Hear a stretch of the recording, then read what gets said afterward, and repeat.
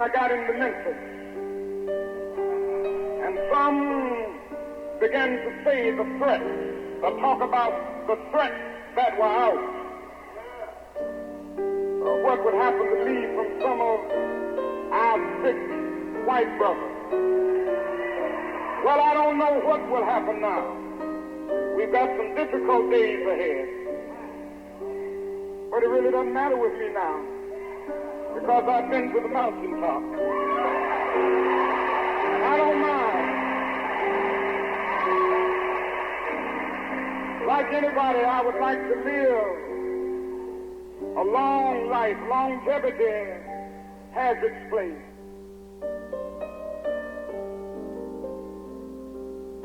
You can accept it. You will leave those state troopers glutted with their own barbarity.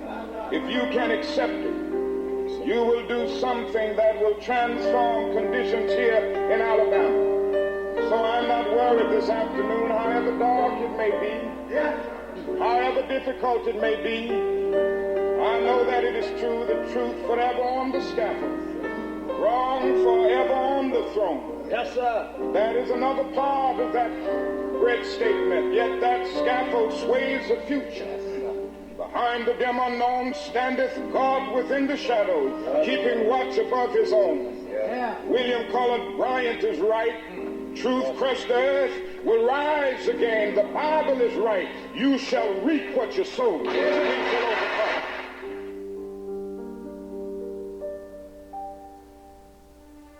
Now let me proclaim here and now that I am still convinced that the philosophy and practice of nonviolence affords a more excellent way to improve the inadequacies existing in the American social system. The method of nonviolent resistance is effective in that it has a way of disarming the opponent. It exposes his moral defenses, it weakens his morale, and at the same time it works on his conscience. I believe we will win it because the goal of America is freedom. Confused and scorned though we may be, our destiny is tied up with the destiny of America.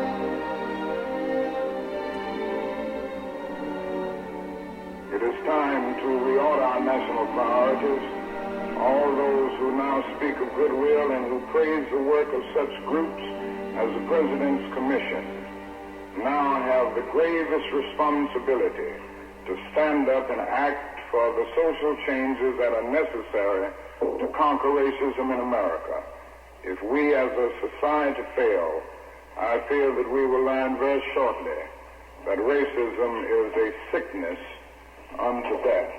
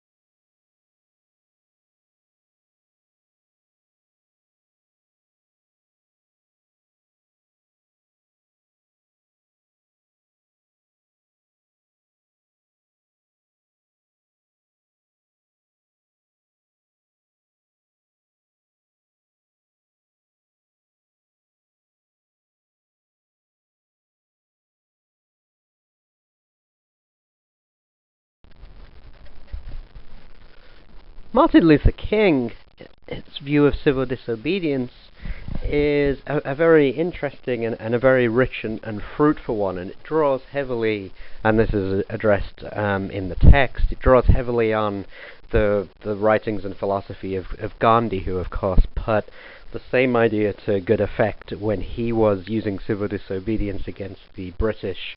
Gandhi called it satyagraha. Gandhi was using a similar process against the British in India to achieve independence. And King takes a lot of Gandhi's ideas and uses them to develop his conception of civil disobedience, which he uses to apply to the civil rights movement and to use as a tactic for the civil rights movement, arguing against segregation in the United States, in the South in the 1950s through the 1960s.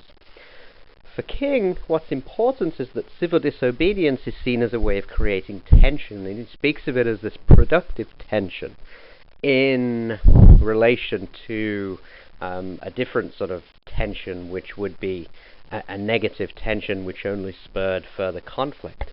Civil disobedience wants to create a productive tension which forces society to confront an issue, to confront a question which thus far it has refused to confront, as King sees it.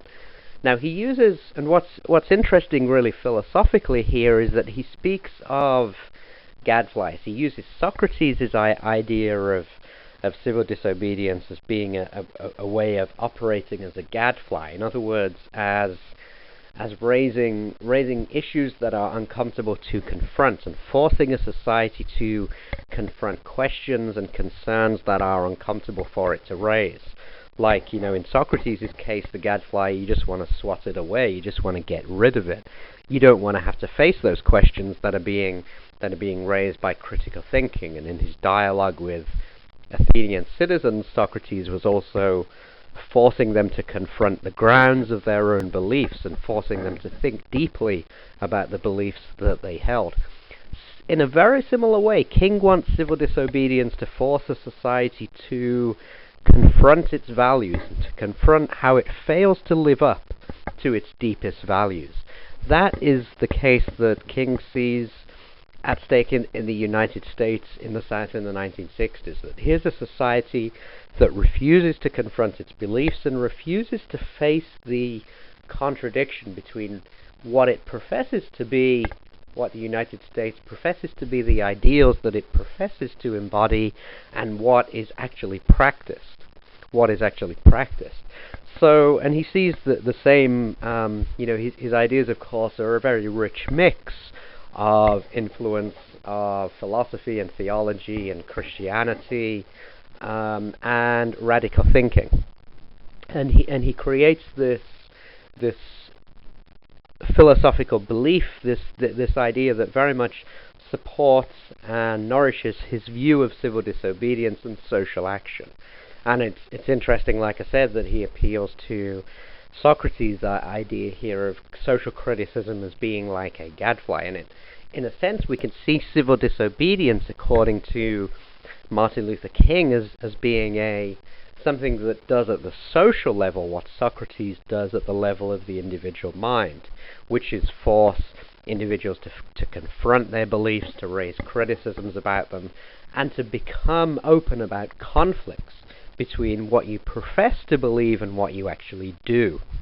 And that is what King wants to achieve with civil disobedience, which is law breaking for a political purpose. Breaking a law not as a criminal action, but breaking a law in order to achieve a political purpose.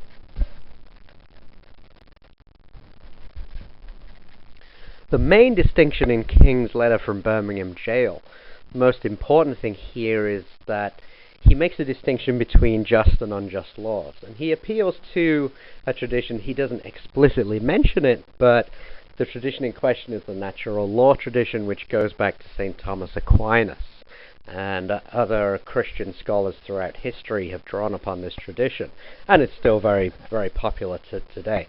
And the basis of it is that it makes a distinction between human law, which is law implemented by human beings, This is sometimes called positive law. In other words, it's law that is a part of the legal system of a society. It's what society tells you. This is what you can and cannot do, and this is how you're going to be punished if you do it or do not do it. Natural law is the eternal law, which is, of course, God-given law in the Christian natural law tradition. It's God-given law, and it's our awareness of that eternal law. So natural law is the awareness, the natural light, as it's often said, the natural light within human beings that allows them to become aware of the eternal, unchanging law of God. Now, the distinction between just and unjust laws relies on this difference, because it associates just law with the natural law, with eternal God-given law. And it says that unjust laws are those human laws that are out of whack, that are not in accord with natural law. So unjust laws are laws that do not live up to natural law and are in conflict with it. Such is the case for King with the segregation laws of the 1960s, which he says are unjust because of what they represent and the way they divide human beings and fail to treat people equally. For King, that's a classic case of a law that is out of whack with the natural law, and as such, according to the tradition, and he quotes this in the text, it's a quote from St. Augustine, another natural law scholar, who says, an unjust law is no law at all. In other words, if a human law tells you to do something and that law conflicts with the natural law, you're to treat it as not a real law. It doesn't really bind us. It doesn't really compel us. So any human laws which are immoral, and King, of course, mentions the Nazi legal system in Germany as a classic case, any laws like that which are deliberately and obviously immoral, out of whack with the natural law, there is no moral obligation on us to obey them, and in fact, we have a moral obligation to disobey them. So that's the centerpiece of King's justification of his process of civil disobedience. Now let's look a little bit more closely at the definitions that King gives of the idea of unjust laws. There are really two parts to it. This is the first part, and it's a distinctly religious argument. And this really draws from the fact that King's audience in writing this letter are in fact 8 members of the clergy, 8 white members of the clergy who had written to King and said that his actions, his civil disobedience, was, quote, unwise and untimely. And King is writing directly in response to those members of the clergy. And that's why the text at parts is so filled with religious vocabulary and references. It's because of the audience that he is writing for. And we see that in the religious definition of unjust laws. King says here that an unjust law is a code that is out of harmony with the moral law or the law of God. It is out of harmony with the moral law. In St. Thomas Aquinas' terms, an unjust law is a human law that is not rooted in eternal law. Again, so there he's appealing to the natural law tradition and making that explicitly known here. Now he says, any law that uplifts human personality is just. Any law that degrades human personality is unjust. And that's really the core of what he wants to say here, that segregation statutes and segregation degrade human personality. They degrade our sense of ourselves as persons, and so they couldn't possibly be in accord with the natural law idea of how law is supposed to treat human beings, which of course is to treat them with dignity and respect. So, and he talks about Martin Buber here, a Jewish philosopher of the 20th century, who talks about I-it and an I-thou relationship. And an I-it relationship is a relationship we have typically with things, in which we use them, manipulate them for our own purposes. An I-thou relationship is a relationship with human beings, who we can never treat instrumentally, we can never manipulate as we can, use things for our own purposes. And that is what segregation statutes do. And he mentions Paul Tillich as well, and uses a lot of references here, a lot of religious references to make his case. So it's a very rich religious argument, and it's in the text on page 625, you can have a closer look at it to go over it in more depth. But it's a, bearing in mind his audience, it gives us a good idea of his moral perspective. Let's take a look at the second part of this, the secular definition. The secular argument gives us a much clearer idea of how this is to be applied. He says, an unjust law is a code that a numerical or power majority group compels a minority group to obey, but does not make binding on itself. This is difference made legal. A just law is a code that a majority compels a minority to follow, and that it is willing to follow itself. Sameness made legal. So here is saying that just laws are ones that treat people equally, that don't make distinctions between people on the grounds of race. Or we could add by implication on the grounds of gender, on the grounds of ethnicity, sexuality perhaps. So these are all of the areas in which you could discriminate, in which you could treat people unequally. And King says it is no business of law to make those discriminations among people. Here we have a perfectly secular argument. It doesn't depend upon the religious vocabulary that we saw at work in the previous paragraph, but it makes the same point. It makes the same point, it just doesn't use the sort of uplifting vocabulary. But again, that idea of treating people with dignity is still the core of this position, is still the core of this argument. What's really interesting about King's position of civil disobedience is that, like Gandhi, it really underlines the idea of respect for the law. And here King is being arrested in Birmingham in 1963. And he, like anybody who practices civil disobedience, doesn't resist or try to escape the punishment. And this comes across very clearly when King says, again in the letter from Birmingham jail, one who breaks an unjust law must do so openly, lovingly, and with a willingness to accept the penalty. I submit that an individual who breaks a law that conscience tells him is unjust, and who willingly accepts the penalty of imprisonment in order to arouse the conscience of the community over its injustice, is in reality expressing the highest respect for law. So this idea of respect for law, that even though you're breaking the law, you can respect it, is very important for King's view of civil disobedience. And it goes back to the kind of thing civil disobedience is. Again, it's not an attempt to overturn the law as a whole. It's not a criticism of the system of law as a whole. It's really an attempt to say, I disagree with this particular law, but I still believe that the law has a right to punish. In other words, I'm not above the law. I still believe that I am under the authority of law. So that's why even in breaking the law, you have to show respect for it by accepting the penalty. And that, of course, is something Socrates also endorses in the Crito. Now, in thinking about civil disobedience, and Martin Luther King and the civil rights movement are, of course, an exemplary instance of civil disobedience being used to affect political change. And, of course, the suffragettes who were arguing for women's rights and demonstrating for women's rights at the turn of the 20th century, end of the 19th century, were another excellent instance of civil disobedience. Civil disobedience has been used throughout history, circumstances permitting, and I'll talk a little bit about that, to achieve political change. And in thinking about its justification, we need to bear in mind both the purpose that it's trying to achieve, and also we have to be aware of the society, the nature of the society that those engaging in civil disobedience are trying to change.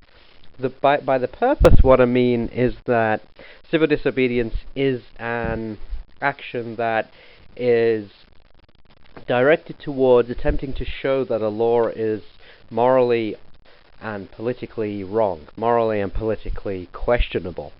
So it's an act of breaking the law that intends to call attention to the fact that a particular law on moral grounds is considered to be wrong by those who are protesting against it. So it's an attempt to make a distinction between one law or a group of laws. In Martin Luther King's case, of course, that group of laws that established segregation, or the regulations and the practices and the customs that were a part of segregation in the South of the United States.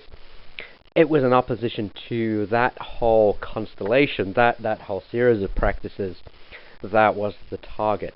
So in trying to protest against that, civil disobedience is a practice that breaks the law in order to raise consciousness and bring about a change in the law. And when I say that the nature of the society is important, it's because civil disobedience is a process that wants to bring about political change. But of course, the important thing is that it only works if that society is capable of being transformed. So, if a society is completely tyrannous, is very repressive, then of course civil disobedience isn't going to work, because those who are protesting publicly are going to disappear very quickly. So that sort of tactic doesn't have any success. It's counterproductive in a society that is completely closed politically, in which there is no political freedom whatsoever. It only works in a society where there is some aspect of political freedom. On the other hand, of course, if a society were perfectly democratic, then there would be no need for civil disobedience, because you could make your voice heard in the public forum and expect to be taken seriously in the public forum and to have your arguments rationally evaluated. Civil disobedience presupposes that is not the case, that for some reason there is a blindness, perhaps a prejudice on the part of the majority. Perhaps they are incapable of considering a question unless it is brought forth in this very confrontational way that civil disobedience entails. So that's why the nature of society is important. If society is completely closed, civil disobedience won't work. And if society is completely open, civil disobedience is not necessary. Now, of course, no society is completely open in that sense, and it's an ideal. So that it always presupposes that societies are somewhere in between, completely closed and completely open, if it's to be successful. So the purpose, it tries to bring about a political change. It breaks the law for a political purpose. It breaks the law to achieve a moral political purpose, and that's what makes it different from criminal activity, which of course is also law-breaking. Criminal activity is done for a self-interested, selfish purpose. Civil disobedience is done for a political, moral purpose. For the reasons that it does have this place between completely closed and open societies, we can think of it perhaps as an intermediate stage, a stage in between persuasion and revolution. If we think of persuasion as the attempt to raise one's argument in political debate, to make your case in political debate through the media, through open channels, through legal protest. And remember, legal protest is a different thing than civil disobedience. Civil disobedience is breaking the law to get a point across. Revolution would be, the other extreme, which wants to overturn society and the laws as a whole. Civil disobedience doesn't have that aspiration. It only wants to change a particular law or a particular group of laws. It doesn't want to change the society as a whole. So there's no implication in civil disobedience that society as a whole is corrupt. There is just an isolated problem or a particular blind spot or a particular issue that needs addressing. But it's different from both revolution, which is more extreme, and persuasion, which relies on making an argument within the ordinary accepted channels of political debate. So it has an intermediate stage between those two.